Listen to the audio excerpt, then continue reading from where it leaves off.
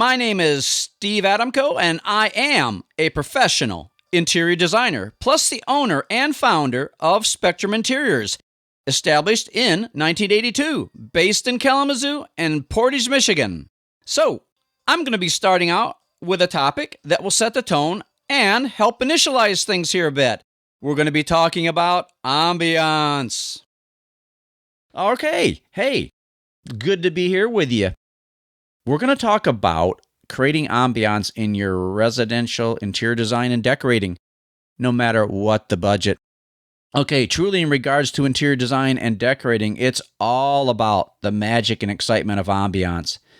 This goes far beyond a look. How many know what ambiance really is? Well, let's check the dictionary. Well, it says we're talking about a mood, character, quality, tone, or atmosphere of an environment. This is also another definition, that which surrounds or encompasses. The above is a good definition, but what we're talking and looking at when we create ambiance, no matter what the budget is, consider this. Ladies, how does it feel if you wrap yourself in a nylon windbreaker versus a mink coat? Now, you're the same person in both scenarios, correct? But your emotional feeling, your ambiance, the way you talk, the way you walk is different. Is that true? You know it is. So you actually put on a different demeanor in a sense, or a more expansive demeanor of yourself, correct? That's what we're going to be talking about. Now, I've taken the above definitions and expanded on them a little bit more. So here's my definition of ambiance. Ambiance is the intangible element of an interior that touches the heart, the soul, the mind, and the emotions, that is visually appealing, intellectually stimulating, emotionally satisfying, and totally enriching for the occupants and their guests. Now, the same magic that creates excitement can also induce calm. So it can do several things at the same time. It provides a haven and creates a backdrop or background for the occupants and their possessions so that they are the gems in their own setting. So think of photography. You want to have a portrait made of your family, and a photographer that is really good is going to choose the correct backdrop that really brings out the very best in you or you and your family. And like jewelry, you are the gem, you are the ruby, you are the diamond. We want to position you in such a way that your setting or your environment brings out the whole character, the quality, the fire, the color of your personality, because you're unique and there is nobody like you in the whole world. That's correct, isn't it? So why is ambiance so important?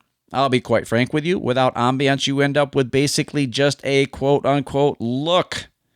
And a look, to me, doesn't really incorporate the depth of your personality and character, as well as other attributes of that nature. It's rather superficial. And it doesn't express the true treasure that's in you as a unique individual.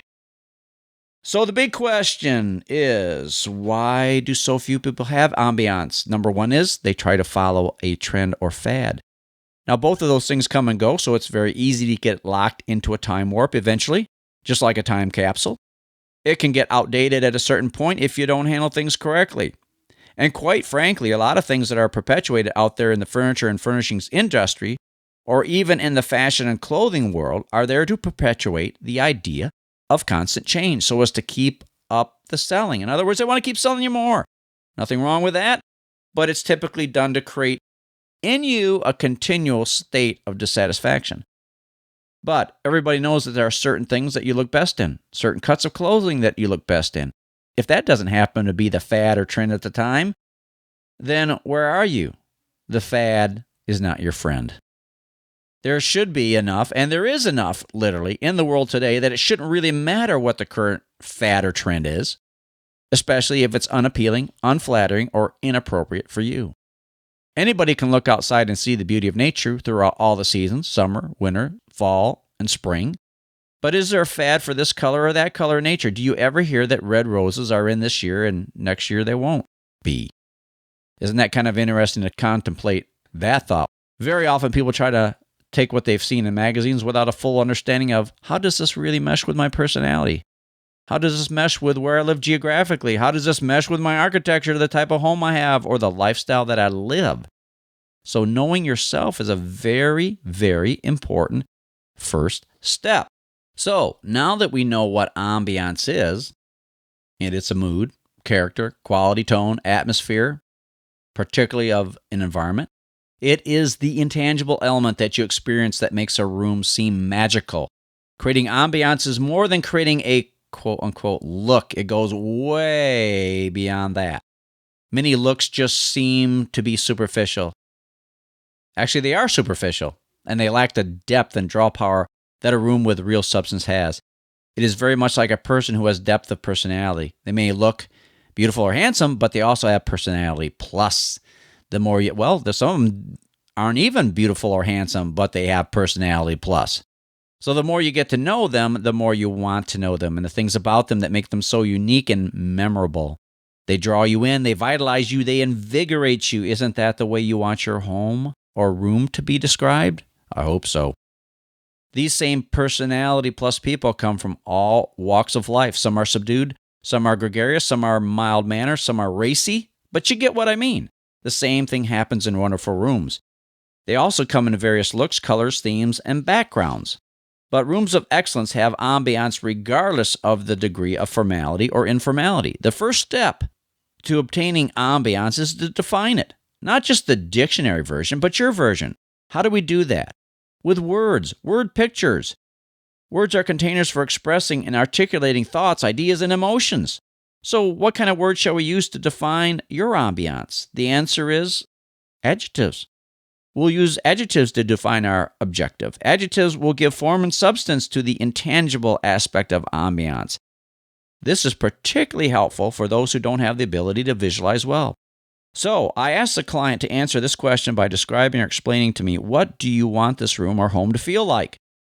The usual response is this: I want my home to feel cozy and comfortable. Can you see the necessity of getting beyond that definition and the need to go much deeper so that you can have the kind of ambiance that is the unique expression of you and not like so many others who have not taken the time to get below the surface issues? My next question is to ask, what does cozy and comfortable mean to you? How do you define that? At this point, many say, well, I just never thought about it. Or, gosh, I've never thought about it that deeply before. Bingo! That's why they have never experienced any ambiance in their home or homes their whole life. Now is the time to change all of that and get you to experiencing your environment on a much higher level and in a much deeper way. Now, I'm telling you all this to stimulate your own mind so that it enables you to dig deeper into being able to express your true self in your own environment. And that's what I'm all about. All my designs are personally tailored to each and every client, with the result being orchestrated with the desired ambiance that is seen, felt, understood, and experienced. So I work in a broad range and spectrum of residential and commercial design, as well as furniture and lighting design. For those people who really can't afford the services of an interior designer such as myself, I also offer teleseminars, webinars, and seminars. So that's a way to get things on the right kind of plane. All right. Thank you to everybody that tuned in. I hope you really enjoyed it. Folks, have a good one today. I'll tell you what, it's always better to be of excellence than average or mediocre. Who wants to be average or mediocre? Nobody wants that. So let's step up to the plate. Let's not get pulled in by things that are not of excellence, whether you see it on TV or HGTV. That doesn't mean it's the best out there. So let's wake up and smell the coffee, okay? All right, people, we'll catch you later. Enjoy the rest of this music. Have yourself a wonderful day. You know what I say all the time? Don't do ugly, okay? Don't you do ugly either. There's enough of it out there already.